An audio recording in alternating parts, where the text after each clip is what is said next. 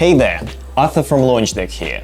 Yes, I know it's been a while, but we are back with good stuff. Recently, I had an opportunity to visit a startup meetup called Bootstrapping versus Financing. This event had lots of valuable insights that I can't wait to share with you. In fact, I'm thrilled to kick off a series where we'll delve into these learnings together. But if I have to distill one key takeaway from these learnings, it would be the 4T framework. This framework was introduced by KJ, a venture partner at Tribe Capital. It includes 4 key aspects all startups should prioritize before approaching investors. So, without further ado, let's dive into each and every one of them. Let's start with what the 4T framework stands for. TAM, or your total addressable market. Team, tech, or your product. And finally, traction. You might have noticed that all these terms do sound kind of familiar, right? I mean, you've probably heard it countless times about how product market fit is essential for your project.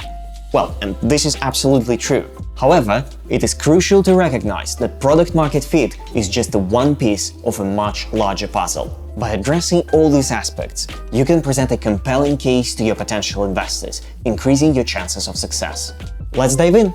Firstly, you should remember that market always wins. This means that while your solution or even your team can change, you still need to find the right market with enough growth potential. So how do you do it? Start by identifying the market niche with the real problem that your product could change in a positive way. Remember, the problem should be big enough for you to build a business around it. Then, define people who will find the most value in your solution as your target audience. Test your concept on them, and if you find the positive outcome, scale.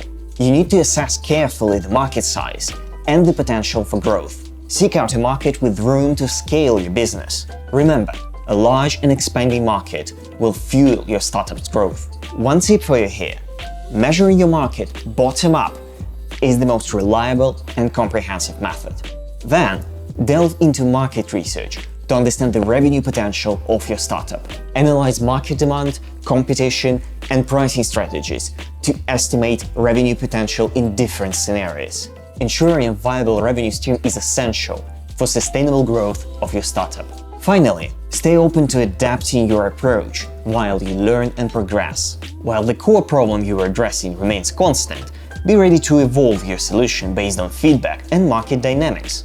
Flexibility is the key to survival in startup ecosystem. Building a dream team is as essential as securing funding. In fact, besides raising money, is the most important thing you will do as a startup founder. So, how do you go about building your team? Let's break it down into 3 essential steps. Did you know that a staggering 80% of unicorn companies had more than one founder? That's right.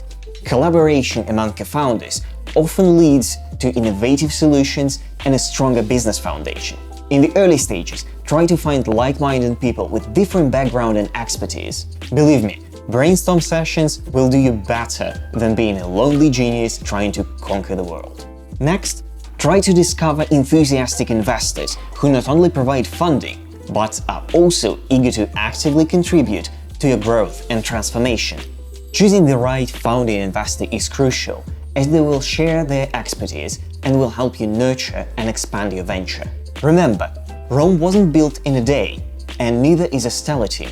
Be patient and invest in nurturing your team's growth and development. Offer mentorship, trainings, and a healthy work-life balance to keep your team motivated and engaged. Then, let's speak about your technology. When you have a groundbreaking idea, it is only natural that you want to build the entire product. But we recommend starting small with a minimum viable product, or MVP. This stripped-down version will help you validate your concept without unnecessary complexities. Focus on the core features and develop a simple but functional MVP. The goal is to get feedback from your target audience and use it to shape your product for the future iterations. Speed is essential in a startup world, and launching early gives you the chance to gather crucial data and learn from your users. With each launch, collect feedback, analyze metrics, and find potential areas for improvement. Now that your product is out there, it's time to assess its alignment with the market. Product market fit is a sweet spot where your product meets the needs of your target audience. Listen to your customers, analyze their behavior, and adjust your product accordingly. This ongoing process will help you align your offering with the market demands, as well as create a loyal customer base. The final T in the framework is the most important one. As we step into an era of uncertainty, investors are becoming increasingly cautious and pragmatic in their investment decisions. Therefore, your traction is one of the first things they will look into. Every startup needs to attract its first customers. We know it is hard, so if you don't have them already, it is important to at least show a clear path to them. Whether it's through cold outreach, leveraging your network, or implementing a well-crafted marketing strategy, it is crucial to identify and focus on your target audience, understand their needs, and figure out the most effective channels to reach them.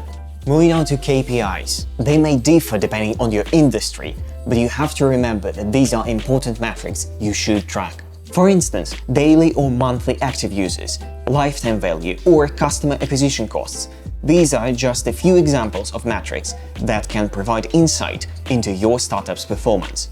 You need to consistently measure them, interpret the data, and use the insight to drive your growth. Finally, simply showing your exponential growth on your revenue chart for investors doesn't really work anymore. If you are so good without any investments, why should they care to fund you?